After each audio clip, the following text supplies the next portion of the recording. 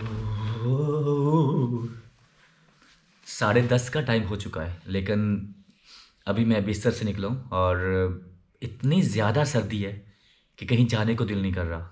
Office भी जाने को दिल नहीं कर रहा आज। और हमारे गांव के अंदर सर्दियों की पहली फॉग स्टार्ट हुई आज। और फॉग इतनी ज़्यादा है, हाथ को हाथ नज़र नहीं आ रहा। मतलब यही कोई हद निगाह जो है वो होगी कोई 10 से 15 मीटर। हार्डली 10 से 15 मिनट हद निगाह होगी। आइए मैं आप लोग को दिखाता हूँ कि बाहर क्या सूरत हाल है और कितनी फॉग है।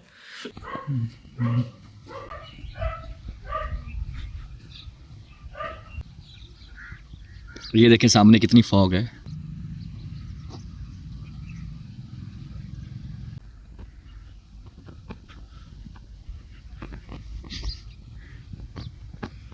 हुई सर्दी इतनी ज़्यादा और साथ में फॉग। सो इस तरह के मौसम में किसानों के लिए, मज़दूरों के लिए बहुत मुश्किलात होती हैं कि वो बेचारे जो हैं, जो किसान, ये देखें चारा, ये चारा और ये कितना भीगा हुआ है। ये देखिए हाथ भीग गया है, पूरा हाथ भीग गया है। सो मतलब जो चारा है वो फुल गीला होया हुआ है। और इस तरह की सर्दी में जब वो चारा गाड़ते हैं किसान, हो और मज़दूर जब मज़दूरी करते हैं बेचारे, सो बहुत मुश्किलात आती हैं। आज पहली फ़ॉग है हमारे गांव के अंदर, फैसलाबाद के अंदर आज पहली फ़ॉग है।